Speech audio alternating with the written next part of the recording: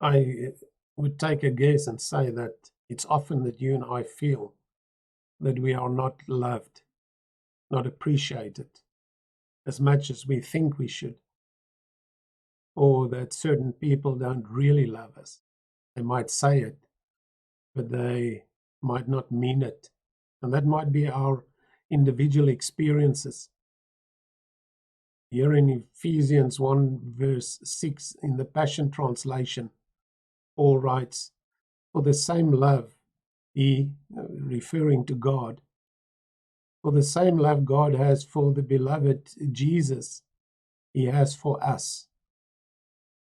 And this unfolding plan brings him great pleasure."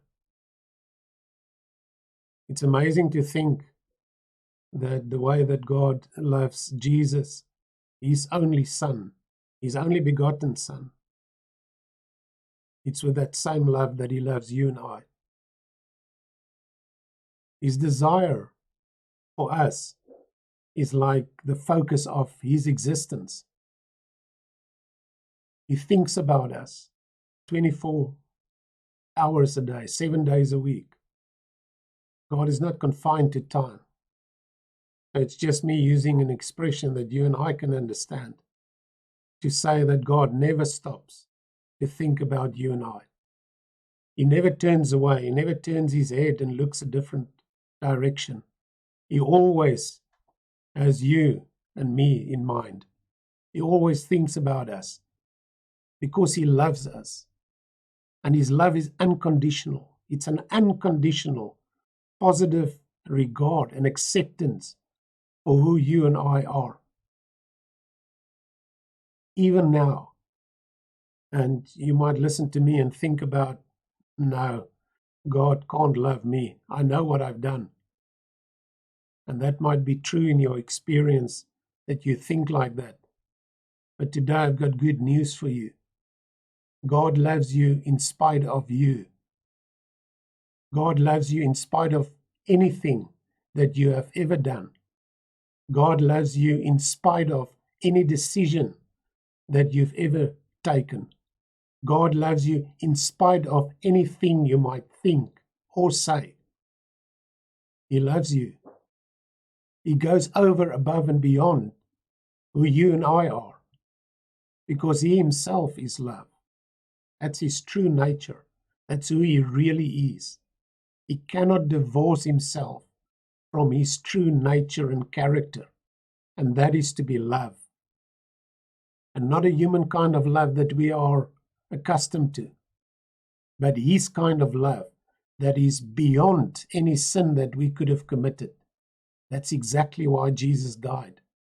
So that all the sin that you and I can commit, and it might be horrific, it might be very bad, it's exactly for that sin that Jesus died, to reconcile us back to God, to give us this opportunity to become the sons and the daughters of God, and to fall in love with him again for this immense grace, because this is his unfolding plan that brings him pleasure, is for us to know that we are his beloved, like Jesus is his beloved, and like now we can be his beloved.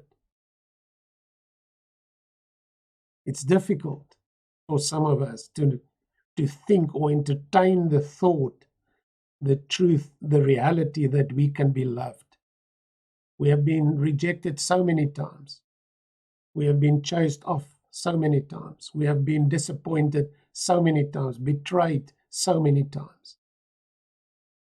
But today I want to liberate you with these words of Paul that says, as much as God has loved Jesus, his beloved, he loves you, and you are his beloved. Allow this truth to come and sit in your heart and to permeate you. Maybe at first just for a moment, just one thought. And maybe in a couple of days, just keep on entertaining this truth that you are God's beloved. That through Jesus Christ, he has made a way for you and I to become his beloved. and to become part of this beautiful bride of Jesus Christ that our Father is currently beautifying, making beautiful for His Son Jesus. Your life is beautiful. And it's not just because I remind you of that.